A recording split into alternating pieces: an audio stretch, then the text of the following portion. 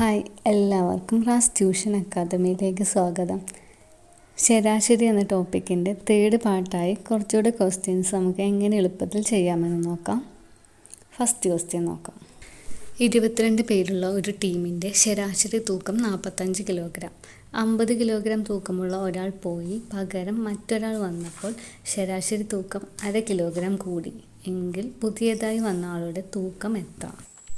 രണ്ട് മെത്തേഡ് വഴി നമുക്ക് ഈ ക്വസ്റ്റ്യനെ ആൻസർ ചെയ്യാം. ഫസ്റ്റ് നോർമൽ മെത്തേഡ് വഴി ചെയ്യാം. ഇവിടെ 22 പേരുടെ ശരാശരി തൂക്കം 45 കിലോഗ്രാം ആണെന്ന് തന്നിട്ടുണ്ട്. ഇതിൽ നിന്നും 22 പേരുടെയും ആകെ തൂക്കം കണ്ടുപിടിക്കാൻ സാധിക്കും. ആകെ തൂക്കം ഡിവൈഡഡ് ബൈ എണ്ണം ഈക്വലാണ് ശരാശരി. അപ്പോൾ നമുക്ക് ശരാശരിയെ എണ്ണം കൊണ്ട് മൾട്ടിപ്ലൈ ചെയ്താൽ ആകെ തൂക്കം ലഭിക്കും. അപ്പോൾ ആകെ തൂക്കം ഈക്വൽ ടു 22 × 45 ഈക്വൽ ടു 990 എന്ന് കിട്ടി. 50 കിലോഗ്രാം തൂക്കമുള്ള ഒരാൾ പോയി മറ്റൊരാൾ വരികയാണ് ചെയ്തത്. ശരാശരി തൂക്കം 1/2 കിലോഗ്രാം കൂടിയെന്ന് പറയുന്നുണ്ട്.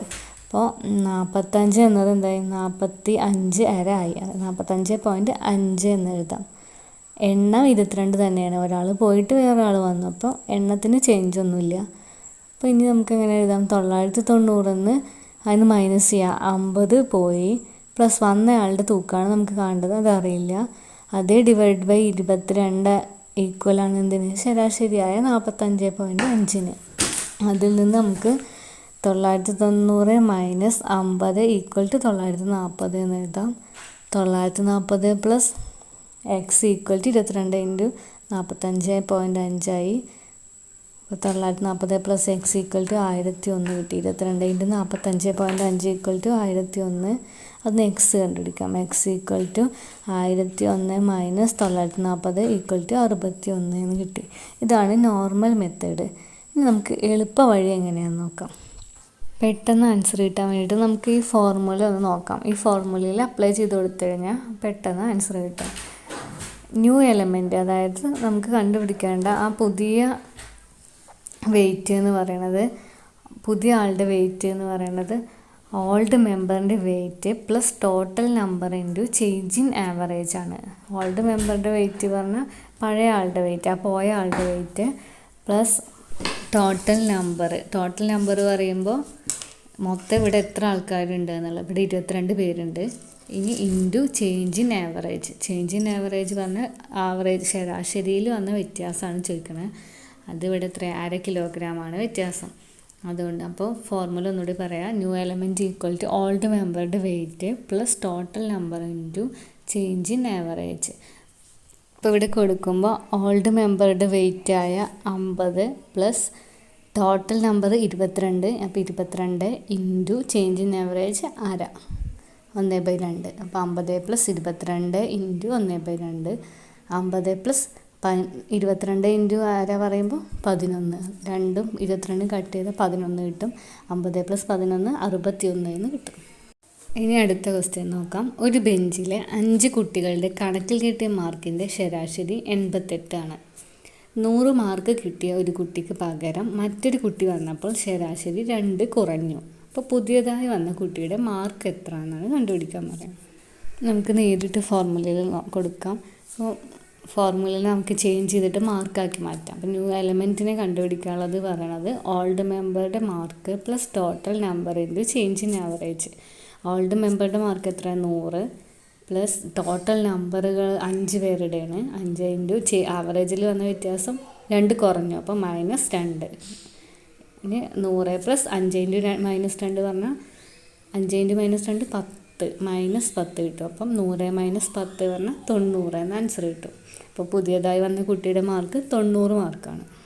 ഇനി അടുത്ത ക്വസ്റ്റ്യൻ നോക്കാം. ഒരു ക്രിക്കറ്റർ 6 ഏകദിനങ്ങൾ കളിച്ചപ്പോൾ ശരാശരി 52 റൺസായി. ശരാശരി 70 ആവണമെങ്കിൽ അടുത്ത 2 കളികളിൽ എത്ര റൺസ് വേണം?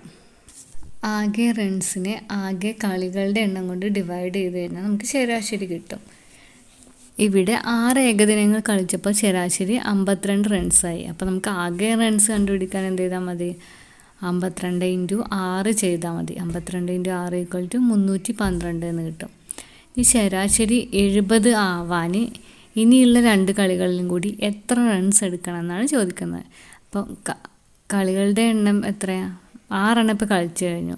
ഇനി 2 കളികളും കൂടെ വരുന്നുണ്ട്. 6 + 2 8. അപ്പോൾ കളികളുടെ എണ്ണം 8 മാറി. ശരാശരി നമുക്ക് എത്ര കിട്ടേണ്ടത്? 70 കിട്ടണമെന്നെങ്കിലാണ് ചോദിക്കുന്നത്. അപ്പോൾ ആകെ റൺസ് 70 × 8 560. മൊത്തം 560 റൺസ് എടുത്തിട്ട് 8 കളികളിലായാൽ മാത്രമേ നമുക്ക് ശരാശരി 70 കിട്ടുള്ളൂ. അപ്പോൾ നമ്മൾ ഈ ലാസ്റ്റ് 2 കളികളിൽ എടുത്തത് എത്രയാണെന്ന് അറിയാൻ എന്ത് ചെയ്താൽ മതി? 560 - 312 ചെയ്താൽ മതി. 560 - 312 = 248 എന്ന് കിട്ടും. ഇനി അടുത്ത ക്വസ്റ്റ്യൻ. 3 വർഷം മുമ്പ് A, B എന്നിവരുടെ ശരാശരി പ്രായം 18 വയസ്സ്. ഇപ്പോൾ C അവരുടെ കൂടെ ചേർന്നപ്പോൾ ശരാശരി പ്രായം 22 എങ്കിൽ സിയുടെ വയസ്സ് എത്ര? ആദ്യം 3 വർഷം മുമ്പുള്ള എയുടെയും ബിയുടെയും വയസ്സുകളുടെ തുക കാണണം.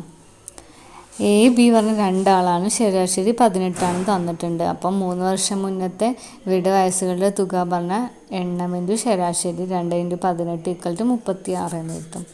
ഇനി ഇപ്പോഴത്തെ വയസ്സ് പറഞ്ഞാൽ എന്താ? ഇപ്പോൾ വയസ്സ് 2 പേർക്കും 3 വയസ്സ് വീതം കൂടുതലായിട്ടുണ്ട്. അപ്പോൾ 6 വയസ്സും കൂടെ ഇതിൻ്റെ കൂടെ ആഡ് ചെയ്യണം. അപ്പോൾ ഇപ്പോഴത്തെ വയസ്സുകളുടെ തുക പറയുമ്പോൾ 36 + 6 = 42 എന്ന് കിട്ടി. ഈ 42ൻ്റെ കൂടെ സിയുടെ വയസ്സും കൂടി ചേർന്നായിരിക്കും ഇപ്പോഴത്തെ 3 പേരുടെയും തുക. അതിനെ 3 കൊണ്ട് ഡിവൈഡ് ചെയ്താൽ കിട്ടുന്നതാണ് തന്നിട്ടുള്ള ശരാശരിയായ 22. അതിൽ നിന്ന് നമുക്ക് എന്ത് കിട്ടും? തുക = 3 × 22, അതായത് 66 എന്ന് കിട്ടും. അതിന് സിയുടെ വയസ്സ് പറഞ്ഞാൽ എയുടെയും ബിയുടെ വയസ്സായ 42 കുറച്ച് കഴിഞ്ഞാൽ സിയുടെ വയസ്സ് കിട്ടും. 66 - 42 = 24 എന്ന്. അടുത്ത ക്വസ്റ്റ്യൻ നോക്കാം.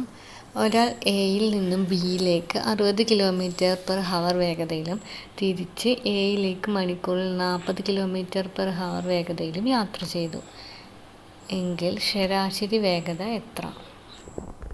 ഇവിടെ ഒരേ ദൂരം തന്നെ 2 വേഗതയിലാണ് സഞ്ചരിക്കുന്നത്. അപ്പോൾ നമുക്ക് ഫസ്റ്റത്തെ ഒരു ദൂരം സഞ്ചരിച്ചത് എ എന്നും രണ്ടാമത്തത് ബി എന്നും എടുക്കാം. അങ്ങനെയാണെങ്കിൽ ശരാശരി പറയുന്നത് 2 AB / A + B ആയിരിക്കും. ഇനി നമ്മുടെ ക്വസ്റ്റ്യൻ സോൾവ് ചെയ്യാൻ വേണ്ടിയിട്ട് ഈ ഫോർമുലയിൽ ജസ്റ്റ് അപ്ലൈ ചെയ്താൽ മതി. എ എന്ന് പറയുന്നത് ഒരു വേഗത, ബി പറയുന്നത് അടുത്ത വേഗത. അങ്ങനെ എടുത്തു കഴിഞ്ഞാൽ ഇവിടെ ആദ്യത്തെ എന്ന് ബിയിലേക്ക് സഞ്ചരിച്ചത് 60 km/h വേഗതയിലാണ്.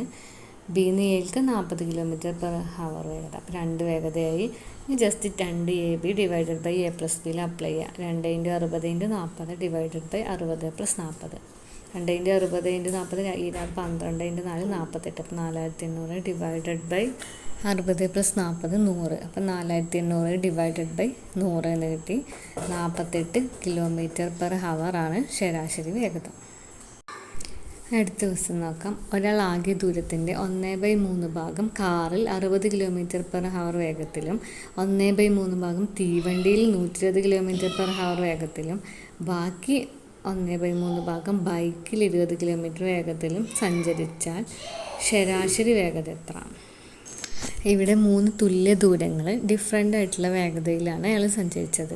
ഇവിടെ ആൻസർ കണ്ടുപിടിക്കാൻ ഒരു ഫോർമുല ഉണ്ട്. അതായത് 3 തവണ തുല്യ ദൂരം യഥാക്രമം A, B, C km/h വേഗതയിൽ സഞ്ചരിക്കുന്നുവെങ്കിൽ ഈ തുല്യ യാത്രയുടെ ശരാശരി വേഗത പറയുന്നത് 3 × A × B × C / AB + BC + AC ആയിരിക്കും. അപ്പോൾ ഈ ക്വസ്റ്റ്യൻ സോൾവ് ചെയ്യാൻ വേണ്ടിയിട്ട് നമുക്ക് എന്ത് ചെയ്യാം? A, B, Cയുടെ സ്ഥാനത്തൊക്കെ ഈ വേഗതകൾ കൊടുക്കാം. A = 60 എടുക്കാം, B = 120 എടുക്കാം, C = 20. അപ്പോൾ ഇവിടെ കൊടുത്തു കഴിഞ്ഞാൽ എന്ത് കിട്ടും? 3 ABC 3 × 60 × 120 × 20 / AB 60 × 120 + BC 120 × 20 + AC പറഞ്ഞാൽ 60 × 20. ഇനി ഓരോന്ന് മൾട്ടിപ്ലൈ ചെയ്ത് എഴുതാം. 3 × 60 × 120 × 20 6 × 12 72 72 × 2 144 144 × 3 പറയുമ്പോൾ 432 കിട്ടും. ഇനി 3 0 കൂടെ ചേർക്കുക. അപ്പുറത്തുള്ളത് 12 × 6 72. അപ്പോൾ 7200. 12 × 2 24 2400. 60 × 20 6 × 2 12. അപ്പോൾ 1200 കിട്ടും. അപ്പോൾ 4,32,000 / 10,800 എന്ന് കിട്ടും. അതിന് പൂജ്യങ്ങളൊക്കെ കട്ട് ചെയ്താൽ 4320 ഡിവൈഡ് ബൈ 108, വീണ്ടും 2 കൊണ്ട് ഡിവൈഡ് ചെയ്യുക. അപ്പോൾ 2760 ഡിവൈഡ് ബൈ 54, ലാസ്റ്റ് 40 എന്ന ആൻസർ കിട്ടും. ഇനി അടുത്ത ക്വസ്റ്റ്യൻ നോക്കാം. ഒരാൾ ആദ്യത്തെ 60 കിലോമീറ്റർ 20 കിലോമീറ്റർ പെർ ഹവർ വേഗതയിലും പിന്നീടുള്ള 80 കിലോമീറ്റർ 40 കിലോമീറ്റർ പെർ ഹവർ വേഗതയിലും സഞ്ചരിച്ചാൽ ശരാശരി വേഗത എത്ര? ഇവിടെ ദൂരം വ്യത്യസ്തമാണ്, വേഗതയും രണ്ടും ഡിഫറെൻ്റാണ്. അങ്ങനെയാവുമ്പോൾ ആദ്യത്തെ 60 കിലോമീറ്റർ 20 കിലോമീറ്റർ പെർ ഹവർ വേഗതയിലാണ്, പിന്നീടുള്ളത് 80 കിലോമീറ്റർ 40 കിലോമീറ്റർ വേഗതയിലാണ്. അപ്പം നമ്മൾ ആദ്യ യാത്രക്ക് എടുത്ത ടൈം ആദ്യം കണ്ടുപിടിക്കണം. ആദ്യ യാത്രക്ക് എടുത്ത ടൈം കണ്ടുപിടിക്കാൻ എന്ത് ചെയ്താൽ മതി? വേഗത പറയുന്നത് ദൂരം ബൈ സമയമാണ് നമുക്കറിയാം. അതിൽ നിന്ന് നമുക്ക് സമയം കണ്ടുപിടിക്കാൻ എന്ത് ചെയ്താൽ മതി? ദൂരത്തിനെ വേഗത കൊണ്ട് ഡിവൈഡ് ചെയ്താൽ മതി. അപ്പോൾ ആദ്യത്തേൽ 60 കിലോമീറ്റർ ദൂരമാണ്, വേഗത 20 ആണ്. അപ്പോൾ 60/20 = 3 എന്ന് കിട്ടും. ഇനി സെക്കൻഡ് യാത്രയുടെ സമയം. സെക്കൻഡ് യാത്ര 80 കിലോമീറ്റർ ദൂരം 40 കിലോമീറ്റർ പെർ ഹവർ വേഗതയിലാണ്. അപ്പോൾ സമയം പറയുമ്പോൾ ദൂരം ഡിവൈഡഡ് ബൈ വേഗത. അപ്പോൾ 80/40 = 2 ഹവറിന് കിട്ടും. 2 മണിക്കൂറാണ് യാത്രയ്ക്ക് എടുത്ത സമയം. ഇനി 2 യാത്രയുടെയും കൂടി ശരാശരി വേഗത കാണണം. അതിനെന്ത് ചെയ്താൽ മതി? ആകെ ദൂരത്തിനെ ആകെ സമയം കൊണ്ട് ഡിവൈഡ് ചെയ്താൽ മതി. ഇവിടുത്തെ ആകെ ദൂരം എന്ന് പറയുന്നത് ആദ്യത്തേതിൽ 60 കിലോമീറ്ററാണ് യാത്ര ചെയ്തത്, രണ്ടാമത് 80 ആണ്. അപ്പോൾ 60 + 80 = 140 എന്ന് കിട്ടും.